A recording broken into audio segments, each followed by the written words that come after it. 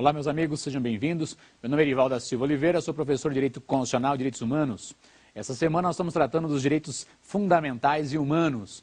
Já vimos no primeiro encontro a distinção entre direitos do homem, vinculados ao ser humano, nascem com ele, direitos fundamentais, aqueles previstos numa Constituição, direitos humanos, aqueles previstos em Tratado de Direitos Humanos. Vimos também a questão do princípio da celeridade, os processos devem ser julgados rapidamente. Vimos a questão do bloco de constitucionalidade, mais de uma norma no topo da pirâmide. No nosso caso brasileiro, nós temos a nossa Constituição Federal, o Decreto 6949 de 2009. Vimos a questão da supralegalidade. Importante, os demais tratados de direitos humanos são normas supralegais, acima das leis, mas abaixo da Constituição. Vimos em outro encontro as gerações, primeira, segunda e terceira gerações de direitos. Primeira geração protege o indivíduo, segunda geração grupos de indivíduo, terceira geração todas as pessoas, uma universalidade de pessoas. Vimos também as características dos direitos fundamentais de direitos humanos, a universalidade, a indivisibilidade, a interrelacionalidade, a vedação retrocesso, a limitabilidade, entre outras características. No encontro de hoje nós vamos aprofundar o estudo da dignidade da pessoa humana dentro da Constituição brasileira. O que é o princípio da dignidade da pessoa humana e essa relação desse princípio com a Constituição. Meus caros amigos, muito importante para nós, quando se fala em dignidade da pessoa humana, daí você anote se você quiser, a dignidade da pessoa humana é um mínimo que um indivíduo precisa ter, um mínimo que um indivíduo precisa ter para a sua existência. Então é o mínimo que um indivíduo precisa ter para a sua existência. Então, a dignidade da pessoa humana corresponde ao mínimo que vai se fornecer, vai se dar ao indivíduo para que ele possa sobreviver. Ok? E é óbvio que a dignidade da pessoa humana pode variar de pessoa para pessoa. Temos o mínimo e pode-se ter o máximo com relação a uma pessoa. Uma pensão alimentícia de 500, 600 reais pode viabilizar a dignidade da pessoa humana? Para alguns, sim. Outras de 50, 100 mil reais pode viabilizar? Sim. Depende de pessoa para pessoa. De modo bem simples e de modo diminuto, quando se fala em dignidade da pessoa humana, o mínimo que aquela pessoa vai ter, precisa ter para a sua existência. Esse princípio da dignidade da pessoa humana, alguns autores classificam como um princípio absoluto. Então anote aí, para alguns autores é um princípio absoluto. Como assim um princípio absoluto? É aquele princípio que está acima de qualquer outro. Qualquer outro princípio está vinculado à raiz. Qual que é a raiz? A dignidade da pessoa humana, ok? Então, a dignidade da pessoa humana é um princípio absoluto, ok? O ministro Celso de Mello costuma dizer que a dignidade da pessoa humana é um princípio fonte, é um valor fonte. Então, anote também, para o ministro Celso de Mello, o princípio da dignidade da pessoa humana é um valor fonte, é um valor central. Valor fonte, valor central do ordenamento jurídico brasileiro. Um valor fonte, valor central, valor fonte, valor central do ordenamento jurídico brasileiro. Então veja que interessante, a dignidade da pessoa humana, o mínimo que a pessoa tem que ter para a sua existência. Ok? Esse é um valor fonte, um valor principal, um princípio absoluto. Todas as demais decisões judiciais ou as decisões judiciais e todas as relações jurídicas têm que ter na dignidade da pessoa humana o seu alicerce, sua base, o seu fundamento.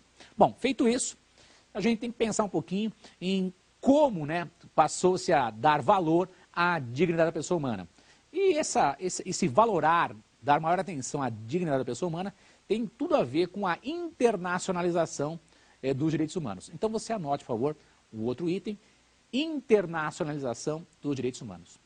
Internacionalização dos direitos humanos. Meus caros, quando se fala em internacionalização dos direitos humanos, entenda, o mundo começa a valorar, a proteger o ser humano. E quando a gente percebe que o mundo começa a dar valor a proteger o ser humano, daí você coloca aí como data, como origem, principalmente, pensa em origem, após a Segunda Guerra Mundial. Após a Segunda Guerra Mundial.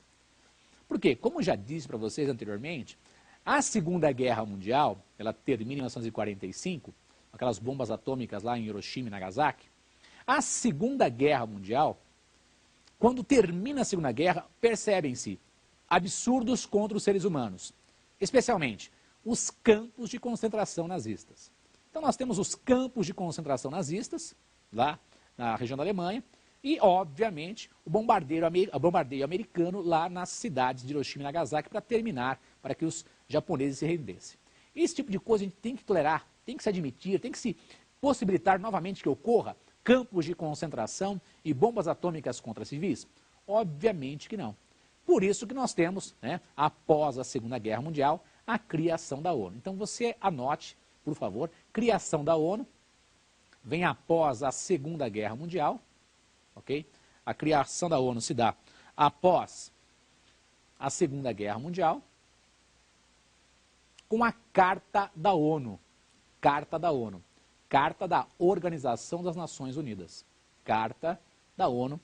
Carta da Organização das Nações Unidas. Ok? Após a Carta da ONU, como você já estudou o tema e sabe, foi feita uma declaração. Daí você anote embaixo, por favor. Declaração Universal de Direitos Humanos. Declaração Universal dos Direitos Humanos. Meus amigos, a Declaração Universal de Direitos Humanos, a abreviatura para fins de concurso é DUDH. D-U-D-H. D-U-D-H. Às vezes, no concurso, numa prova oral, o examinador fala assim, doutor, fale-me da DUDH. Meu caro, DUDH é Declaração Universal de Direitos Humanos. É uma abreviatura comum de nós humanistas. Como você conhece muito bem, MS é mandado de segurança, HC é habeas corpus. DUDH, tem que estar bem claro na sua mente, é a Declaração Universal de Direitos Humanos. Essa declaração é de 1948, então anote a data, por favor, 1948. Ela foi idealizada e implementada por René Cassin, ou René Cassin, como você achar melhor. Ok? Ela foi assinada em Paris, na França. Se os senhores estudarem a Declaração Universal de Direitos Humanos, vão perceber que o mote principal, o valor principal ali na Declaração Universal de Direitos Humanos é o princípio da dignidade da pessoa humana. Ok? Então, você pode colocar no caderninho como dica, principal valor, o principal mote, principal ponto da Declaração Universal de Direitos Humanos é a dignidade da pessoa humana. Que nós já sabemos o que é, né? Dignidade da pessoa humana, a pessoa ter o mínimo para a sua existência. O mundo tem que possibilitar o mínimo para a existência do indivíduo. Alimentação, educação, cultura, etc. Ok? Meus caros, só isso? Não. Daí vamos fazer um link. E na nossa Constituição, onde é que eu vou encontrar a dignidade da pessoa humana? Então anote aí, por favor. Na Constituição Federal de 88, na nossa Constituição brasileira, né? Na Constituição Federal de 1988, na nossa Constituição, a dignidade da pessoa humana está no artigo 1º, inciso 3º. É um dos fundamentos mais utilizados nas decisões do Supremo Tribunal Federal. Tá? Artigo 1º, inciso 3º. E você coloque aí, por favor. É um dos fundamentos da República Federativa do Brasil. Um dos fundamentos da República Federativa do Brasil. Quer dizer que a dignidade da pessoa humana é um dos fundamentos do nosso país. Quer dizer que a atuação do nosso país tem que se centrar na valorização, na proteção do ser humano, na dignidade da pessoa humana. Tudo bem? Isso é muito usado em decisões judiciais e você vai usar nas suas petições iniciais. O Estado vai proteger o indivíduo, o Estado tem que dar educação, saúde, lazer, moradia, etc. E por que ele tem que fazer isso? Porque um dos seus fundamentos é a dignidade da pessoa humana. Fundamentos, entenda como premissas, né? Como, né, aqueles fundamentos, como principais justificativas para a atuação do Estado. Tem que estar lá a dignidade da pessoa humana. Muito bem, caminhando, né? Além de, está expresso lá, um dos fundamentos é a dignidade da pessoa humana. Em outro artigo aparece também a dignidade da pessoa humana, ou algo correlato? Sim, põe aí, por favor, dica. Artigo 3º. No artigo 3º da nossa Constituição, nós vamos encontrar lá os objetivos do nosso país, os objetivos fundamentais da República Federativa do Brasil. Então, artigo 3º, objetivos fundamentais, entenda, objetivos essenciais da República Federativa do Brasil. Então, dentre os objetivos, nós temos vários incisos, e esses incisos do artigo 3º estão vinculados à dignidade da pessoa humana. Então, você anote se você quiser aí. Vai lá, o nosso país tem que construir uma sociedade livre, justa e solidária. Então, aí, põe lá. Construir uma sociedade justa, livre e solidária. Construir uma sociedade justa, livre e solidária. Sociedade justa, livre e solidária. Quando se fala em livre, entenda na liberdade, né? Nós podemos fazer tudo aquilo que não atinge a terceiros, né? Então a nossa, não vai confundir com libertinagem, fazer qualquer coisa, não. A nossa liberdade resvala no ordenamento jurídico, na proteção do próprio indivíduo. Então a liberdade tem que estar centrada no respeito à nossa Constituição e às leis vigentes do nosso país. Justa é algo muito abstrato, bem filosófico. É dar a cada um o que é dele, né? Você lembra do tríduo do direito romano? Non laedere, quer dizer, não roubar. Sum cuique tribuere, dar a cada um o que é dele. Honesti viveram, viver honestamente. Esse tríduo tem tudo a ver com uma noção genérica e centrada de ser justo. O que é ser justo? Dar a cada um o que é dele. Está lá no tríduo do direito romano. Por isso que Roma foi um dos maiores impérios do nosso mundo, né? Historicamente. Então temos aí, livre, justa, solidária. É aquela questão da atuação do Estado em fornecer subsídios mínimos para as pessoas e do próprio particular em ajudar particular. A gente, por vezes, tem aí a campanha de recolhimento de agasalho, de alimentação, doação de sangue. Isso tem a ver com um dos nossos objetivos, que é ser solidário. O Estado tem que ser solidário, você tem lá as secretarias de assistência sociais, federal, estadual, municipal, e é, obviamente, o particular ajudando o particular, a questão da solidariedade. Ponto e vírgula no seu caderninho, né? Temos mais um objetivo a ser citado no seu caderninho. Um dos nossos objetivos, garantir o desenvolvimento nacional. Garantir o desenvolvimento nacional. Pessoal, quando se fala em garantir o desenvolvimento nacional, pensa comigo. Nosso país é um país enorme, incomensurável, grande, né? Um dos grandes países do mundo, um dos maiores do mundo. E o Estado tem que possibilitar esse desenvolvimento do nosso país. Porque o país, quando se desenvolve, ele mantém as pessoas empregadas. Se mantém as pessoas empregadas, elas contribuem para a Previdência Social, de modo que no futuro podem se aposentar. Eu tenho que contribuir para poder me aposentar. Se você não puder contribuir, não pode contribuir, vai ter a assistência social. O Estado vai ter que garantir um mínimo para você. São os benefícios da LOAS, da Lei Orgânica de Assistência Social. Então, o Estado tem que desenvolver, tem que ter seu desenvolvimento nacional, entenda, não só certas regiões. Infelizmente, mais da metade do PIB fica em certa região do nosso país. Não pode ser isso. Tem que ter um desenvolvimento nacional. Por isso tem as entidades que vão viabilizar, a superintendência para viabilizar o desenvolvimento de outras regiões. Não pode ficar metade do PIB em uma região. Tem que ser dividido no nosso país. A dificuldade aí é uma dificuldade política de implementar isso, mas são outros 500. Aqui para nós. Teoria. Um dos fundamentos do nosso país, um dos objetivos, é garantir o desenvolvimento nacional. As várias regiões desenvolvidas, com seus polos de emprego, se tem emprego, está contribuindo, se tem contribuição, provavelmente, se ficar no tempo mínimo exigido, vai conseguir se aposentar. Então, nós temos aí um outro objetivo. Ponto e vírgula na outra linha, vamos para outro objetivo. Outro objetivo no seu caderninho, erradicar a pobreza. Erradicar a pobreza. É mais uma ficção também, né? Você não consegue erradicar a pobreza. Mesmo os países de primeiro mundo têm pobreza, ok? Mas tem que entender que tem aquelas pessoas que não querem saber nada agora do Brasil. O pessoal quer ficar na vagabundagem, ele quer ficar pedindo esmola, ele não quer, ele é dele, ele não quer se desenvolver. Aí paciência. Mas qual é a obrigação do Estado? Fornecer os meios mínimos para que ele consiga progredir na vida. Quais são os meios mínimos? Filho, educação. A Coreia do Sul só chegou onde chegou com várias horas de aula obrigatória para os alunos. Não tem essa de eu não quero. Você tem que estudar para o bem do Brasil. Agora é aquele negócio, né? Estudar compreende, aliás, implica em você abrir mão de muitas coisas na vida, de ficar passeando, viajando, jogando, etc., para ficar se dedicando aos estudos. E é lógico que você vai ter uma vida social melhor no futuro, porque agora você tem uma restrição muito grande de lazer. Você tem que estudar, pô, né? Mas é assim que se faz um país grande, com incentivo à educação. Pense em Coreia do Sul, porque hoje nós produzimos carros coreanos aqui no Brasil. Interessante, né? Porque eles aplicaram muito na educação. Porque o Japão, mesmo dizimado depois da Segunda Guerra Mundial, é uma das grandes economias do mundo. Porque a Alemanha, mesmo que dizimada em 2 guerras, na Primeira e na Segunda Guerra Mundial, hoje é a maior economia do mundo. Por quê? Educação, filho, não tem outro meio. Educação implica em você poder ter acesso a melhores empregos, melhores serviços, melhor qualidade de vida. Vai ganhar mais. Trabalha mais, ganha mais. Educação.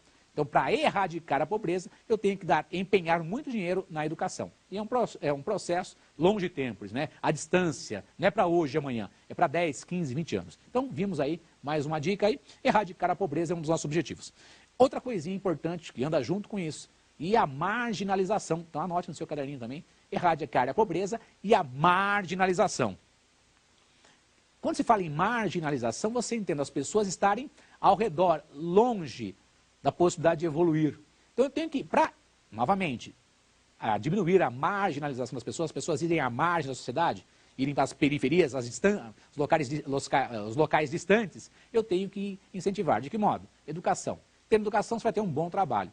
As pessoas falam dos servidores públicos, mas a elite intelectual do país está no serviço público. É o pessoal que mais rala e que passa. E é lógico que eles vão ter certos benefícios. E fatalmente vão cortar vários benefícios dos servidores públicos. Porque a primeira coisa que se fala de uma reforma de orçamento, uma reforma tributária, uma reforma para diminuir, para aumentar o crescimento do Brasil, tem que diminuir a remuneração e os benefícios dos servidores públicos. Obviamente por quê? São poucos os servidores públicos em relação à população em geral. Mas, querendo ou não, o servidor público é o que faz a máquina girar do ponto de vista intelectual no nosso país. Bom, vimos aí erradicar a pobreza e a marginalização.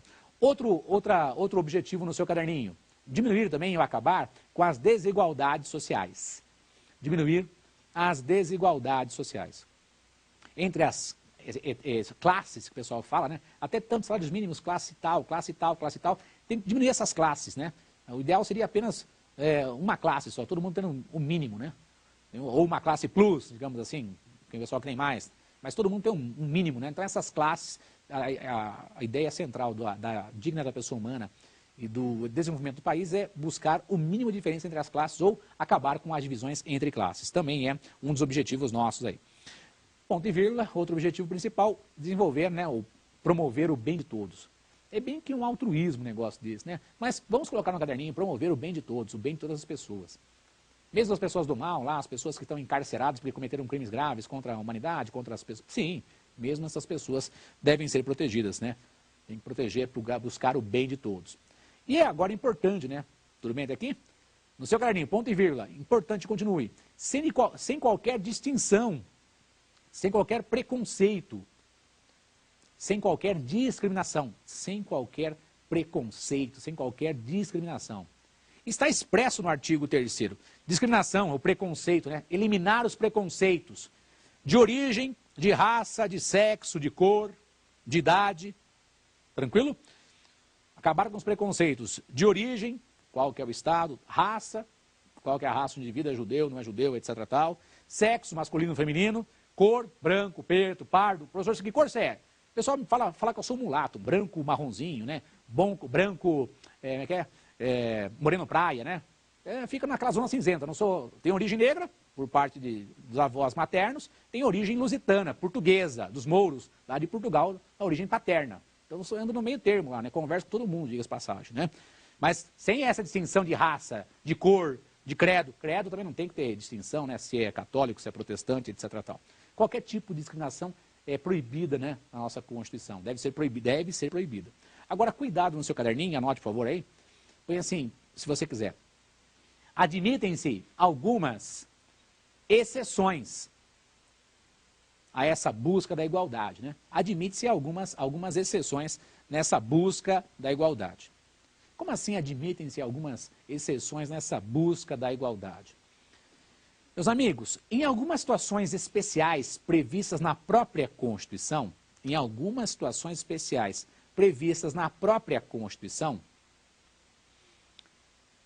será admitido algum tipo de distinção. Então, cuidado, né? Eu não posso discriminar as pessoas, salvo nas hipóteses previstas na Constituição. Quer dizer que a Constituição, em alguns momentos, vai privilegiar certos grupos de pessoas. E aí precisa tomar o máximo de cuidado. Vou te dar um exemplo, você anote se você quiser um exemplo. As mulheres, por enquanto, as mulheres se aposentam antes que os homens. Mas uma tendência a acabar, porque na Europa acabou isso aí, tá? Então, hoje, as mulheres se aposentam antes que os homens. Tranquilo? Tá? É uma distinção prevista na Constituição. Por quê? A mulher tem um desgaste maior físico, né? Vai ter uma criança, vai ter que amamentar. Aliás, outra coisa que anda junto com isso. Anote se você quiser. A licença maternidade é maior que a licença paternidade. As mulheres, né, têm uma licença maternidade maior que a licença paternidade. Tudo bem? Professor, muito importante, essas discriminações são previstas na Constituição? Sim, são admitidas. Vamos abrir um tópico aí no seu caderninho, ok? E coloque embaixo, por uma linha e põe assim, cuidado, ações afirmativas ou discriminações positivas. Ações afirmativas ou discriminações positivas. Deu certo? Pensa comigo. Quando você diz, se encontra num concurso lá, ação afirmativa ou discriminação positiva, o que é isso aí? O que é uma ação afirmativa ou discriminação positiva? O que é isso? Anote no seu caderninho. Pode? As ações afirmativas ou discriminações positivas. Pode? O que é isso? Então anote no seu caderninho. São ações realizadas pelo Estado? São ações realizadas pelo Estado. Ações realizadas pelo Estado para proteger, ações realizadas pelo Estado para proteger grupos de pessoas, ações realizadas pelo Estado para proteger grupos de pessoas prejudicadas historicamente. Repetindo, são ações realizadas pelo Estado para proteger grupos de pessoas prejudicadas historicamente. Amado mestre, me diga, essas ações afirmativas ou discriminações positivas, onde é que elas têm origem? Onde está a origem dessas ações afirmativas? Aí presta atenção. Meus caros, vocês vão encontrar a origem dessas ações afirmativas? Anotem. Em uma convenção internacional, escreve, Convenção Internacional da ONU, Convenção Internacional da ONU, para a eliminação, deu certo? Convenção Internacional da ONU, para a eliminação de todas as formas, de discriminação racial. Vou repetir para os senhores. Convenção Internacional para a eliminação de todas as formas de discriminação racial.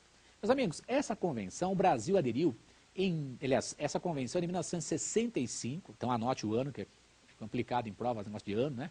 Convenção de ano, é de 1965, e por favor, meus amigos, o Brasil aderiu a ela em 1969.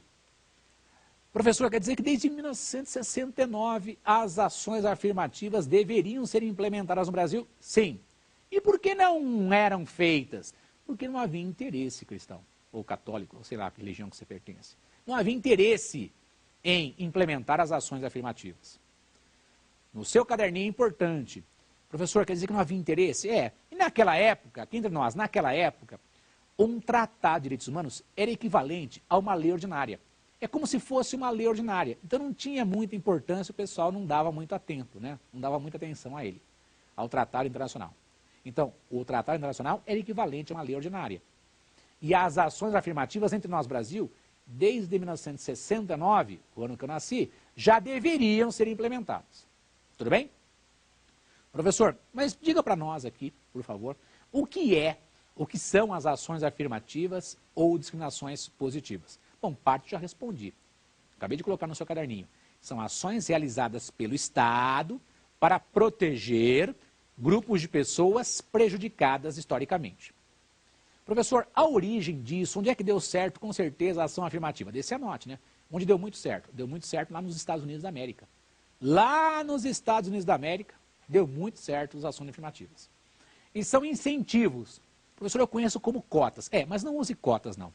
Põe aí, incentivos. São incentivos em duas áreas principalmente. São incentivos em duas áreas principalmente, né? Quais são as áreas? No seu caderninho, por favor. Incentivos na área da educação. Acabei de falar para você da importância da educação.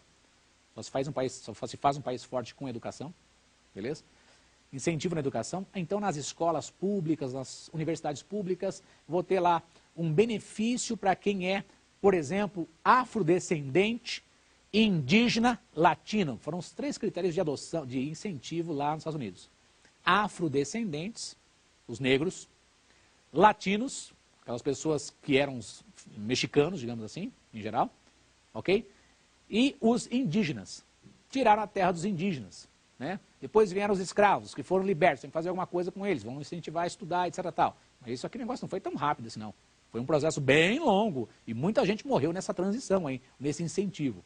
Ficou assim, incentivar na área da educação, dar educação. Tranquilo? Além da educação, trabalho. Então você coloca aí duas áreas importantes, educação e trabalho. Tá? Educação e trabalho. Onde é que deu certo isso aí, com certeza? Estados Unidos da América. Se forem pesquisar sobre o tema, escrever sobre o tema, uma monografia, uma dissertação, uma tese de doutorado, o berço é no direito norte-americano. Tá? Lá deu muito certo isso aí. Então é que você percebe, né? Ministros de Estado, ministros da Suprema Corte, cargos de direção, etc. Pessoas de origem negra, de origem indígena, etc. Coisa que aqui no nosso país é muito raro, né? Você vê alguém afrodescendente ou negro que chegou a um grande posto num órgão público, né? Pensa aqui no Supremo Tribunal Federal, o ministro Joaquim Barbosa. Quantos anos demorou para chegar um negro? Já tinha um anterior no STF. Mas quanto tempo demorou para outro negro conseguir um cargo tão importante como esse? Tranquilo? Indígena. Qual indígena você conhece aí que tem um cargo importante no nosso país? Se pesquisar, lembrar do quê? Juruna? Tranquilo? Então quer dizer que nosso país pecou muito nessa questão das ações afirmativas com relação, no nosso caso, Brasil, a indígenas. Tiramos a terra deles, empurramos para o meio do mato, não demos condição nenhuma para eles evoluírem. E os afrodescendentes, trouxemos os caras para serem escravos aqui, libertos, vão fazer o quê? Jogar bola e carnaval? Óbvio que não, né? Aliás, grande parte do tempo queria que só fizesse isso, né? E educar, óbvio que não era interessante. Era melhor ter força braçal para fazer o país crescer.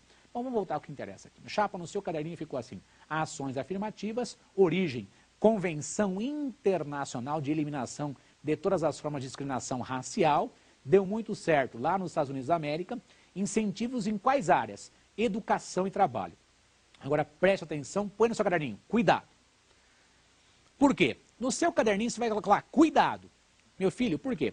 Essas ações afirmativas, elas devem ser revistas periodicamente. Então escreveu aí, cuidado. Tais ações afirmativas devem ser revistas periodicamente. Amado mestre, por que elas têm que ser revistas periodicamente? Olha, gafanhoto curioso, anote no seu caderninho aí. Por quê?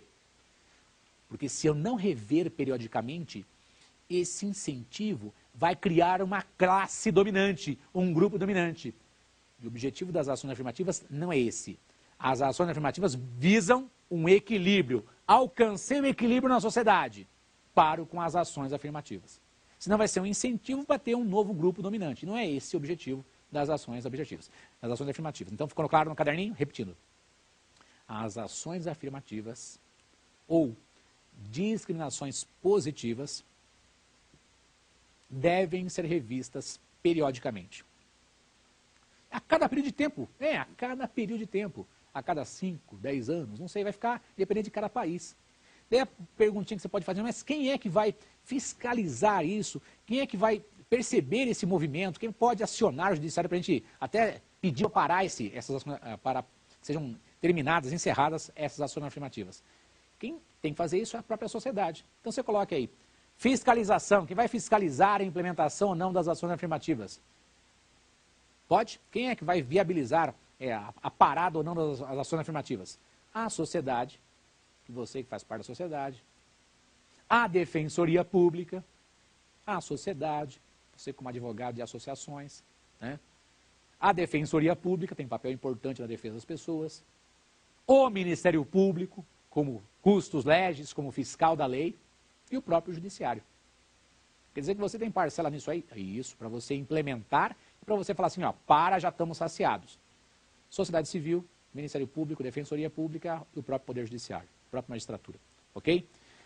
Professor, essas ações afirmativas entre nós, como é que funcionam no Brasil? Preste atenção. Meus amigos, os senhores bem sabem que um tratado internacional, ele é internalizado por meio de decreto. Então, um decreto presidencial internaliza aquele tratado internacional. Então, no Brasil, desde 1969, quando o Brasil aderiu a essa convenção internacional, desde 1969 já são admitidas as ações afirmativas. Tudo bem? Daí vem a nossa Constituição Federal de 88. E aqui entre nós, não tenha dúvida. Aí você anote, por favor. Bem, cuidado. A Constituição Federal de 88, a Constituição Federal de 88, recepcionou, se recorda da faculdade, quando se fala em recepção, a Constituição Federal de 88 recepcionou essa convenção internacional. Ok? Professor, quer dizer que a Constituição deixou continuar vigendo esse tratado internacional, essa convenção? Sim, sim. Ok? Professor, e qual seria o fundamento para eu citar num concurso lá que mostraria que a nossa Constituição recepcionou, né, ou admitiu esse Tratado de Direitos Humanos continuar existindo? E você anote, fundamento, parágrafo 2º do artigo 5º. O fundamento é o parágrafo 2º do artigo 5º. Então, de acordo com o parágrafo 2º do artigo 5º, essa convenção internacional da ONU de combate à eliminação das discriminações raciais, ela foi recepcionada pela nossa Constituição Federal de 88, fundamento parágrafo 2º do artigo 5º da Constituição. Quer dizer que as ações afirmativas deveriam ser implementadas antes da nossa Constituição de 88 e após, porque essas ações afirmativas foram recepcionadas. Esse tratado internacional foi recepcionado. Só isso? Não. Bem, pula uma linha, escreve aí, super cuidado. Ai, professor, que medo. Escreve aí, meu filho. Super cuidado. Por quê? Junto comigo. Meu caro, no Brasil, há pouco tempo atrás, entrou em vigor o Estatuto da Igualdade Racial. Então você escreva aí, super cuidado, super cuidado. Estatuto da Igualdade Racial. Estatuto da Igualdade Racial. É a lei número 12.288, lei número 12.288, de 2010. Lei 12.288, de 2010. Se der tudo certo, esse ano ainda vai ser lançada uma obra sobre esse tema, minha sobre esse tema, Estatuto da Igualdade Racial. Se der tudo certo, vamos esperar. Mas, independente da obra, você vai ter que ler o texto da lei. Olha o número da lei, grifa o número da lei. Lei 12.288, de que ano? 2010. Se os senhores pegarem esse Estatuto da Igualdade Racial e forem no artigo 1º, anote, por favor, artigo 1º, parágrafo único, inciso 6º, artigo 1º, parágrafo único, inciso 6º, lá os senhores encontram um conceito previsto, feito pelo nosso Congresso Nacional, do que é a ação afirmativa. Tá? Então, no artigo, repetindo, artigo 1º, parágrafo único, você não abrevia parágrafo único. Professor, não existe par único? Não existe. Minhoquinha único? Óbvio que não existe. Porque a lei proíbe, filho. A lei que trata do processo legislativo proíbe você abreviar parágrafo único. Tem que saber. Parágrafo único. Beleza? Então, no artigo 1º, parágrafo único, inciso 6º, os senhores encontram um conceito legal, um conceito feito pelo nosso Congresso do que é a ação afirmativa. E lá os senhores vão perceber, são incentivos, tanto realizados pelo Estado, administração pública direta e indireta, quanto por empresas privadas. Ok? Então, cuidado, estude o tema, porque isso vai viabilizar a diminuição da desigualdade na sociedade. As ações afirmativas ou discriminações, ações afirmativas ou discriminações positivas, né? Entre nós, por favor.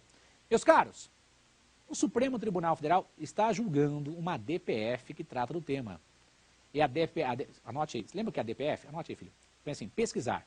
A DPF significa arguição de descumprimento de preceito fundamental. Pesquisar o julgamento, né? O deslinde da causa. O julgamento da DPF. Lembra o que é a DPF? Arguição de descumprimento de preceito fundamental. Salvo engano, é a DPF número 186. A DPF número 186. A DPF número 186. Essa ADPF, ela cuida das ações afirmativas realizadas pela Universidade de Brasília nos seus vestibulares. Ok? Então, a Universidade de Brasília corajosamente implantou, desde 2004, as ações afirmativas nos seus vestibulares. Então, um partido político tal entrou com a DPF contra as ações afirmativas da Universidade de Brasília. Pediram a liminar, que foi negada pelo ministro, salvo engano, o relator é o ministro Gilmar Mendes, negou a liminar e deve estar para acabar, para ter o julgamento final dessa DPF. Ok? Mas entenda, O que você acha que vai acontecer com essa DPF? Ela vai ser julgada improcedente, porque as ações afirmativas, acabei de falar para vocês, já são previstas, inclusive, em lei feita pelo nosso Congresso Nacional. Tranquilo? Então a tendência dessa DPF é ser pela improcedência, ok? Vai se viabilizar, se manter as ações afirmativas. Tudo bem até aqui? Só para recapitular, para você não se perder. Meu amigo, quando se fala, então, em dignidade da pessoa humana, significa fornecer à pessoa o mínimo para a sua sobrevivência.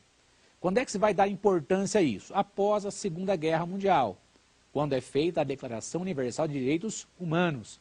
Lá se estabelece a principal objetivo, fonte, alicerce da DUD, é a dignidade da pessoa humana, a valorização do ser humano. Na nossa Constituição, onde é que está a dignidade da pessoa humana? No artigo 1º, inciso 3º, é um dos fundamentos do nosso país. E junto com isso anda quem? Os objetivos que estão no artigo 3º da Constituição. Lembra? Desigualdade, acabar com a desigualdade, erradicar a pobreza, a marginalização, acabar com discriminações. E eu falei para vocês, cuidado, porque tem algumas discriminações, entenda, diferenciações que são admitidas. As mulheres se aposentam antes que os homens, a licença maternidade é maior que a licença paternidade, e agora estou comentando com vocês as ações afirmativas, que têm origem lá numa convenção da ONU, né, de eliminação da discriminação racial, e que nosso país hoje tem até uma lei sobre o tema, que é o Estatuto da Igualdade Racial. Então, se você quiser anotar como dica aí, por favor, toma assim, põe assim, dica, Convenção sobre a eliminação de todas as formas de discriminação racial.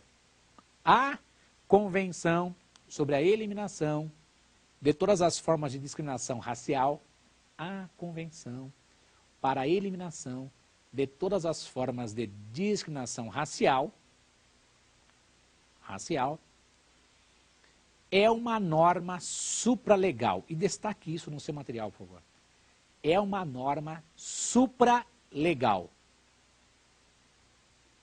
Ok?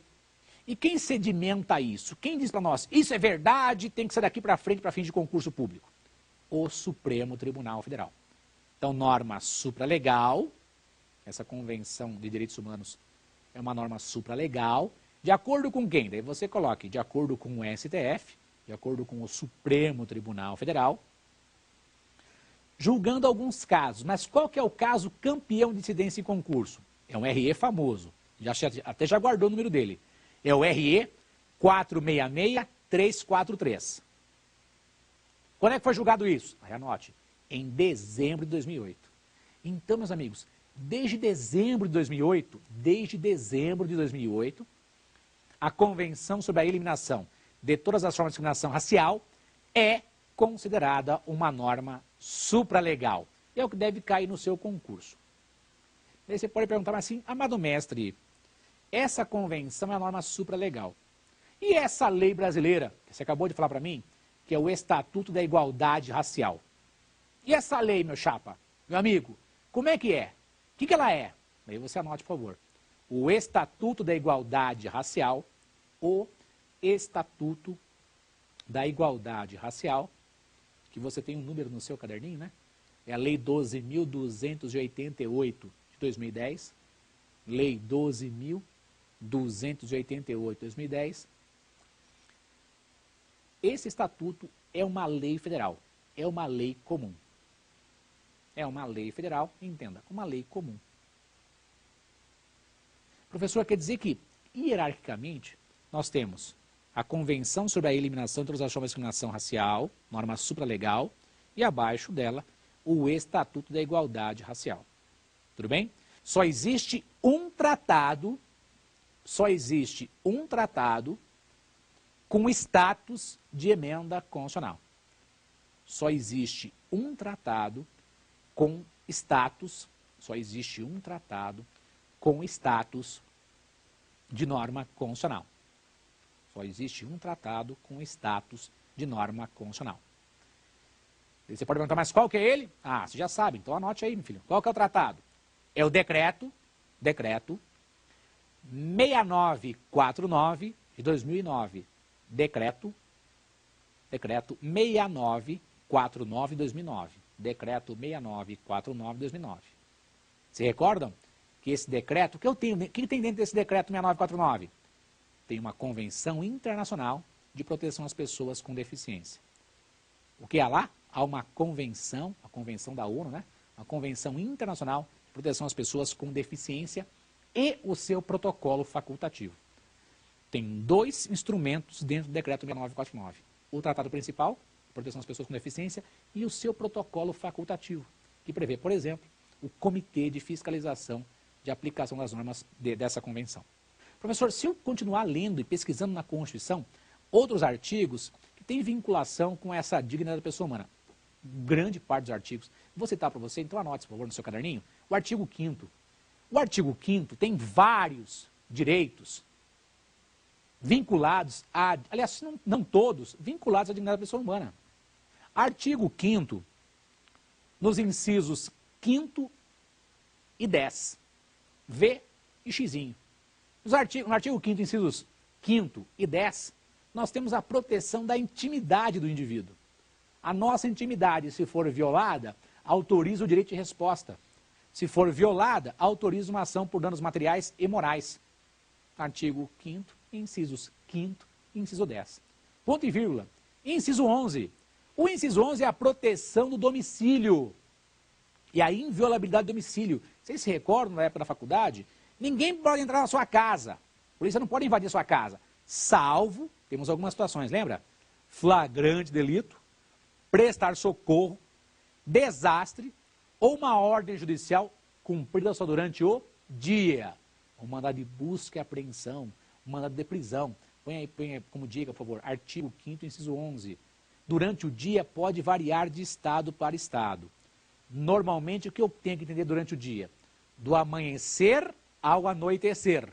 Do amanhecer ao anoitecer. Isso é durante o dia. Lá em São Paulo, por exemplo, das 6 às 18. Das 6 às 18.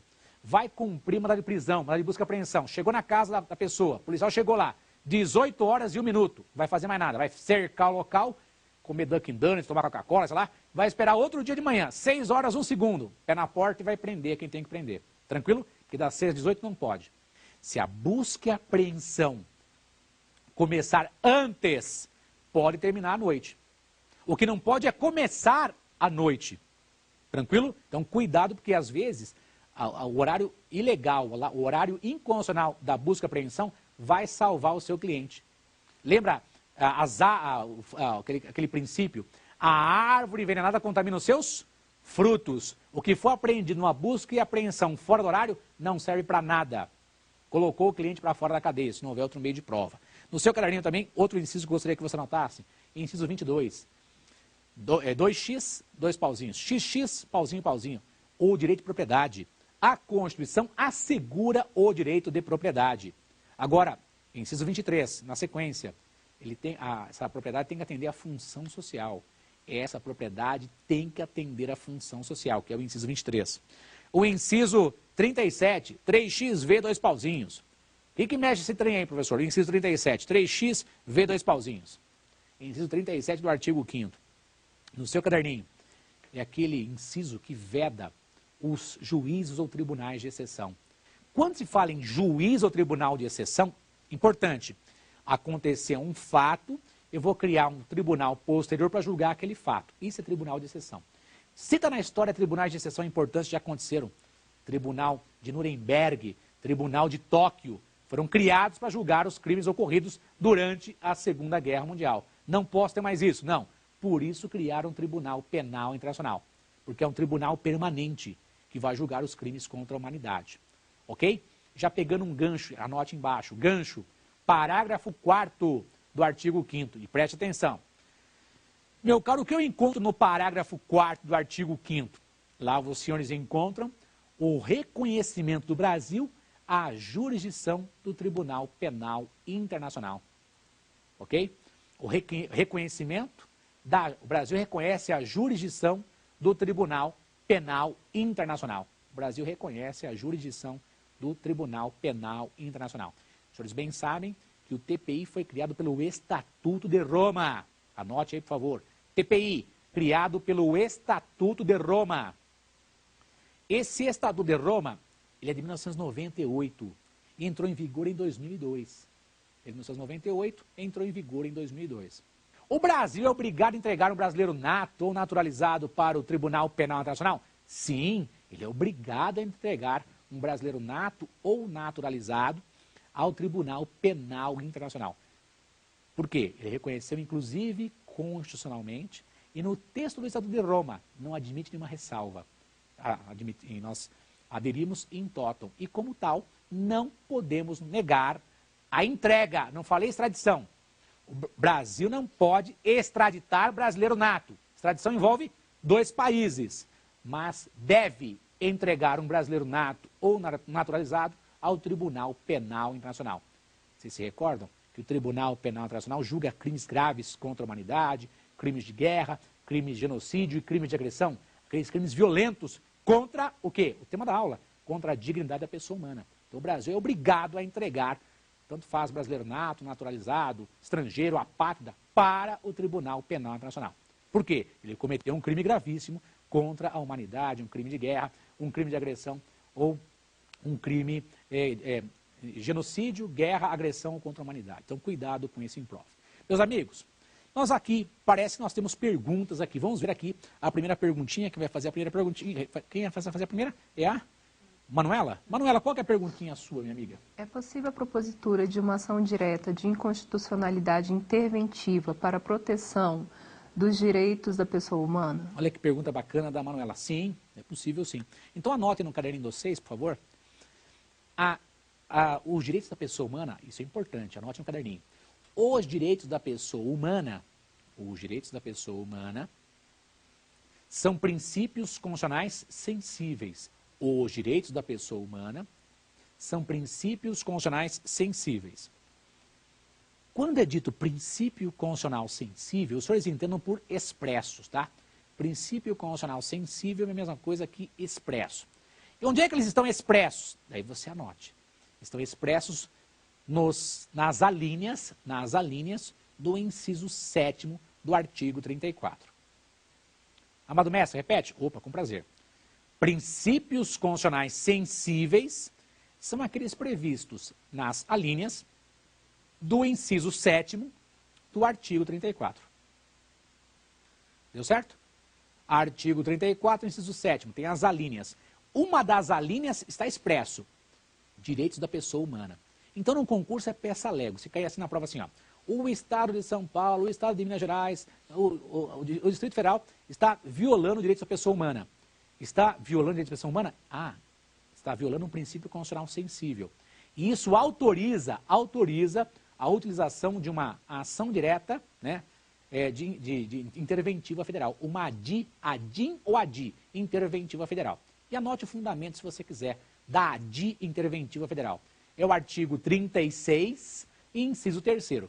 Artigo 36, inciso 3º. Ok? Autoriza lá, o Procurador-Geral da República vai entrar com a ADI interventiva lá no Supremo Tribunal Federal. Se for o caso, vai determinar a intervenção. O presidente da República decreta a intervenção porque foi violado princípios constitucionais sensíveis. Aqui o Distrito Federal quase sofreu uma ADI interventiva. Aliás, foi julgado improcedente uma ADI interventiva quando um certo governador pegou um certo dinheiro, assim, assado, ele acabou sendo cassado e etc. Tal, né? Quase o DF sofreu o julgamento, quase foi obrigado a sofrer uma intervenção federal. Foi proposta uma ADI interventiva federal. Parece mais uma pergunta, né? Admitir a prisão civil somente para caso de inadimplemento voluntário e inexcusa de obrigação alimentícia está vinculado assim com a dignidade da pessoa humana? Sim, sim. Muito interessante a pergunta. Meus caros, quando se possibilita a prisão civil de alguém por não ter pago a pensão alimentícia, lembra? Obrigação inexcusável, sem desculpa, e ele voluntariamente, não quero pagar. Por quê? Porque eu não quero. Ele tem condição, não quer pagar. Não tem desculpa e ele não quer pagar. Quando se fala assim, ó, se você não fizer isso, você vai ser preso, de certo modo isso viola a dignidade da pessoa humana. Sim, mas pensa na pessoa mais fraca, na pessoa que precisa dos alimentos. Então, vou prender o pai porque não quer pagar a pensão alimentícia para o filho? Sim. Isso, quando se determina isso, a expedição da ordem judicial para esse tipo de prisão, está viabilizando a dignidade da pessoa humana? Com certeza, porque eu estou protegendo a parte mais fraca. A tendência, talvez, de que haja uma modificação disso, tem encabeçado esse pensamento o ministro César Peluso. Vamos aguardar, né? Mas ou mesmo essa segregação é para proteger alguém? Proteger é a parte mais fraca, a pessoa que precisa dos alimentos, ok? Então viabiliza sim. Meus amigos, de modo bem simples, o que nós vimos hoje, que a dignidade da pessoa humana corresponde a fornecer o mínimo que o indivíduo tenha para ter a sua sobrevivência. Temos respaldo na Constituição? Sim, para a proteção da dignidade da pessoa humana. Artigo 1º, inciso 3º, artigo 3º inteirinho, artigo 5º todo ele e outras partes da Constituição. Eu espero que a gente tenha conseguido ajudar você nesse entendimento do que é o princípio da dignidade da pessoa humana. Importante para nós, se você tiver dúvida, manda um e-mail para saberdireito@stf.jus.br. Vai ter que determinar para a gente que o professor, né, é professor Erival da Silva Oliveira, ou Erival Oliveira, e o nosso encontro foi sobre dignidade da pessoa humana, naquele curso de Direitos Fundamentais e Humanos. Ainda com relação a rever a aula, onde você vai conseguir fazer isso? www.youtube.com/saberdireitoaula. Existem outros programas da família Saber Direito, né? www.youtube.com/saberdireitoresponde e www.youtube.com/saberdireitodebate. Para mim foi uma honra e um privilégio estar aqui. Espero que você tenha aproveitado e até um próximo encontro.